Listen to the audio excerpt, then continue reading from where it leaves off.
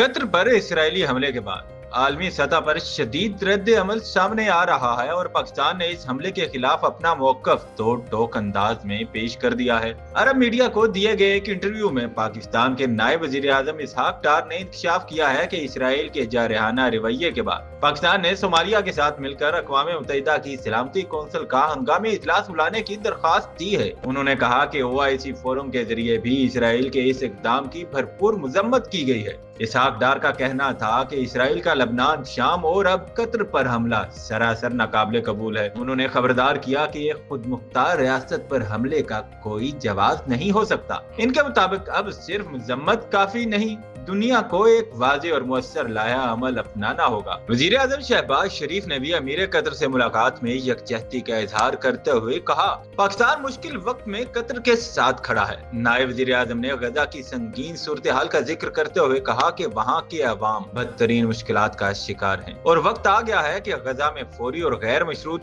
जंग बंदी यकीनी बनाई जाए। उन्होंने आलमी बरादरी से मुतालबा किया कि अब इसराइल के बढ़ते हुए जुल्म को रोका जाए। इसहाक डार ने भारत के हवाले से भी दो टोक पैगाम दिया। उन्होंने कहा कि सिंध ताश मुआहदा पाकिस्तान और भारत के दरमियान पानी की तकसीम का जामन है और भारत का इस मुआहदे को यकतरफा खत्म करना या मुअत्तल करना ऐलान जंग तस्वुर होगा। उन्होंने कहा, पाकिस्तान एक अमन पसंद मुल्क है लेकिन अपनी खुदमुख्तारी और सालमियत के तहफ़्फ़ुज़ के लिए किसी भी हद तक जा सकता है।